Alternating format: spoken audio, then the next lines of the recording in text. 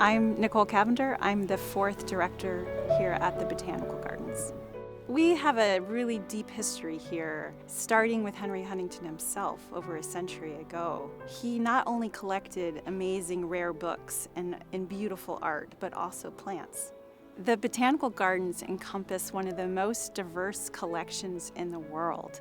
If you can believe it, we have over 83,000 living plants here. The Botanical Gardens serve as an entryway to the Huntington, connecting all 3 of the collections: the art collection, the library collection, and the plant collection. Plants and flowers sometimes serve specific meanings and secret codes, and have provided that, especially in periods where we're very careful about our etiquette and being open about our feelings. We could even say they help provide symbolism that contribute to our well-being. So welcome to the North Vista. It's part of the historic core of the garden. Hi, I'm Tim Tabell. I'm curator, woody plant materials here at the Huntington. I've been here for 14 years now, but I've worked with the genus Camellia for over 25. Camellias come from monsoon-influenced areas of Eastern Asia throughout multiple cultures. And one of the interesting things is they've been interpreted differently by the different cultures. What we can see here is a wild type, yabu, as the Japanese might say. This hand is Jeridanen. The Japanese and Chinese would have very different takes on these 2 flowers. To the Japanese, this flower is humble, just a simple single row of petals, and this flower might be considered boastful. Whereas to the Chinese, the simple single is vulgar with all these reproductive parts showing. Oh. So there's a couple of different ways you can go in naming your cultivar. You can go with a purely descriptive name, or you can go with something commemorative. This is Manata no Akebono, which translates as harbor at dawn. If you think of the leaves as the sea, the lower petals are lighter, especially with a white stripe along the border, and the upper petals are darker. You get the dawn sky.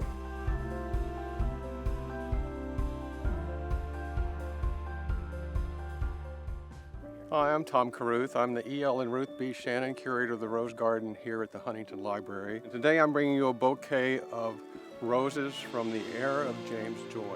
What we have in the China and the tea section are some of those early roses that came over in the 1700s and the 1800s. And the Chinese roses were really amazing for most of the Europeans to see because they had this repeat blooming characteristic. So at that point, Europe kind of went rose mad. This rose is Gilbert Nabanand, one of the early hybridizers to work with the Chinese roses and the European roses. And it came about in 1888. There are great fragrances amongst these roses. There's fresh lemon blossoms, there's fresh cut apples, there's licorice, there's different spices and different fruits, even grapefruit. And then the rose fragrance, which is the damask fragrance. And then there's a myrrh fragrance, a very perfumey fragrance as well. So all of those are natural in the rose. So a great example of a great name of a mediocre rose is John F. Kennedy. Great name. Mediocre rose by any means. An example of a lousy name is Jadis, Jadis, which is, as I understand it, the French word for nostalgia or old-fashioned. Jackson & Perkins Company gave that rose that name. In America, no one knew how to ask for it when they went to the nursery. So sales dwindled and dwindled and dwindled, and right toward the end of its patent life, they did something I don't approve of. They changed the name to Fragrant Memory, and sales tripled.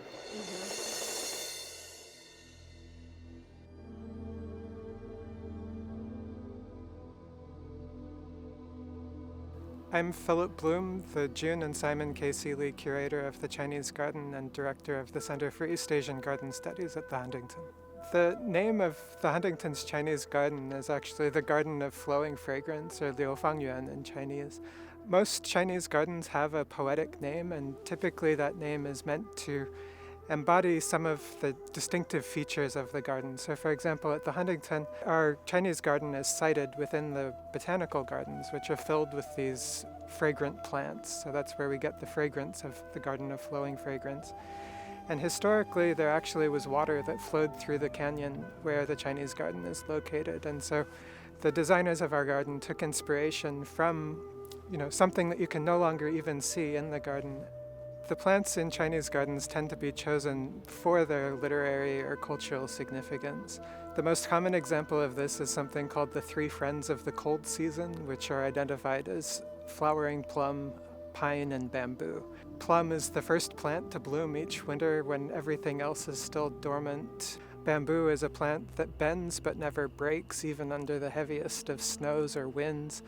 And pine is something that's very long-lived and resilient.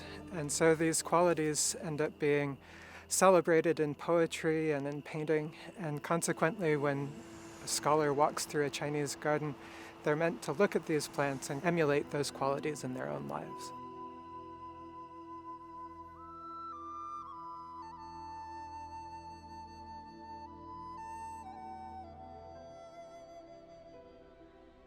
Indeed, plants and flowers have a voice, and it's time to listen.